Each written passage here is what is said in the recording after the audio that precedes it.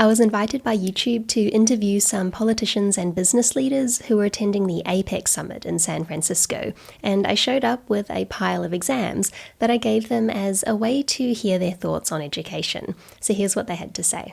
I actually have here this year's JEE exam from India. If I could give that to you just for a second, don't worry, I won't ask you to solve any problems.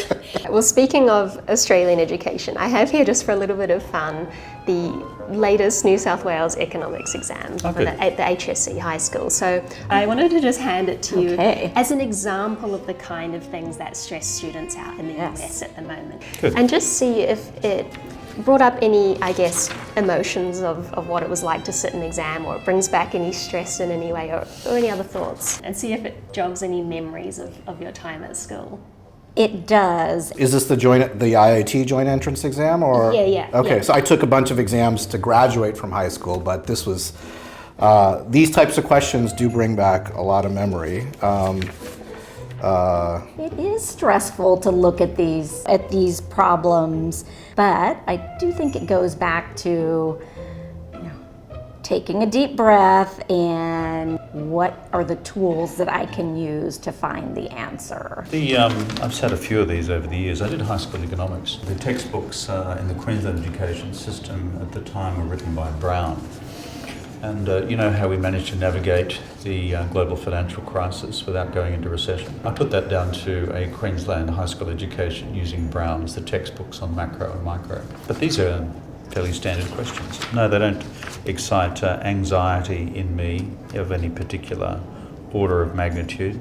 But I think normally in preparing for anything, there's going to be a level of anxiety in making sure you've done your homework. Yes. It's amazing that you found that, though. It's a very difficult one, I'd say that. Yeah, very challenging. For sure. I wouldn't pass this without doing a lot more study myself. But exams like this one, they have a lot of questions and it's very high stakes, very competitive. Often math exams are testing memorization or, things that perhaps don't seem like they would ever be practical. Do you think, if you can remember back to any of the math exams you took, did those prepare you well for your job now or for the real world? What I can tell you from my own experience, and it's interesting, I had my own experience. Obviously my wife and I talk about our own high school and college experiences, and then we see it in our children. It's very different, and I don't think it's actually necessarily just a pure difference of educational systems. I also think the generation, the decades make a difference too in terms of approach to it.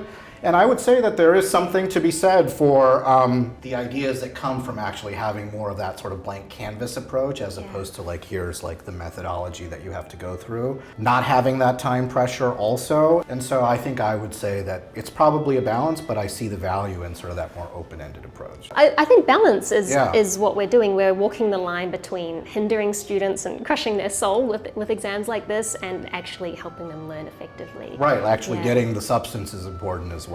Memorizing, remembering, that aspect helps me really well right now as a blind diplomat, right? I have to remember a lot in my mind when I'm entering into giving a speech or a talk or dialogue. That thinking in math actually has translated into my work.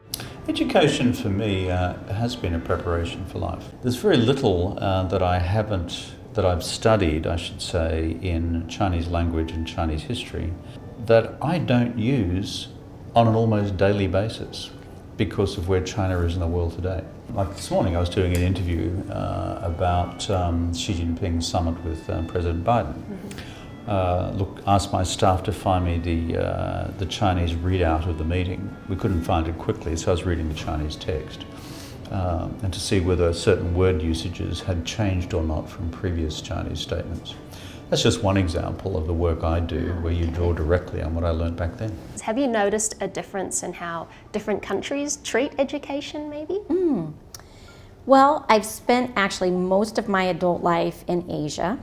My kids were with me, so they lived and went to school in China and then South Africa and Singapore before we returned to the US about 4 years ago.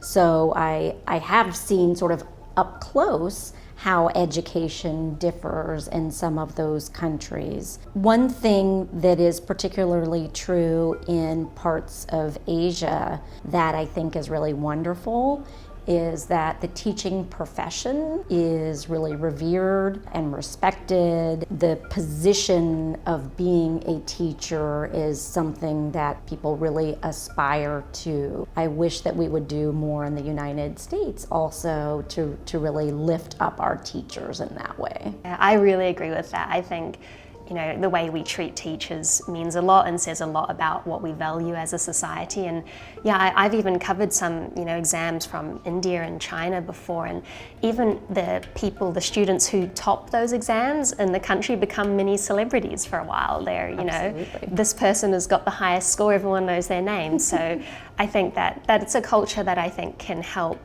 foster learning and foster people wanting to do well. So you've studied in more than just Australia. You went on to Oxford and elsewhere, and you've been all around the world through your jobs. But have you seen a difference in how perhaps different countries treat education? Well, demonstrably so. Each of them has their own culture of learning, but I think there is certainly a tradition of academic rigour about a college level education here. There is a greater emphasis on the quantitative even within the social sciences than you see in the Anglo-Australian universities. It's my understanding that you did a bit of your education in the US and a bit in India.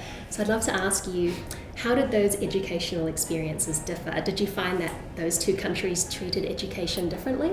That's a really interesting question, probably one of the most interesting questions I've ever gotten. It was a bit of a shock for me moving from Michigan to India. Part of this probably had to do with my interest, but it was very science and math focused. That's what my interests also happened to be. So let me just put it this way. By the time I got done with high school in India, I felt very, very prepared for college. I came out right here to Stanford for college, and I was a very well-prepared freshman, let's put it that way. The Indian system's pretty intense. I had a conversation with a friend of mine the other day, and we were just talking about all the textbooks that we had to use back in the day.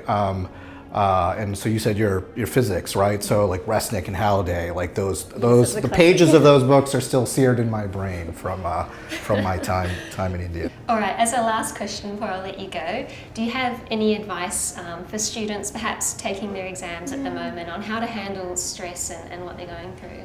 For me, one thing was confidence is a big part of it, but also understanding that school might be the most important thing right now, but later on in life, every single experience you have that you're taking through exams and schools will be an amazing learned lesson for later on in life. So things turn out for the best, and always try to choose a educational path that's aligned to your interests and to your value and to your potential. That will make a huge difference. Well, thank you very much for talking with me. Yeah, I enjoyed the conversation. Happy to do it. And I heard a rumor that you wanted to touch my hair. Oh my God, yes. I'll pass it over to you. Oh my God, you pass it over to you. Oh wow. So it goes just below my knees, yeah. Thank you for watching, and thank you to my Patreon supporters. A special shout out to today's Patreon cats of the day, Grape and Ditto.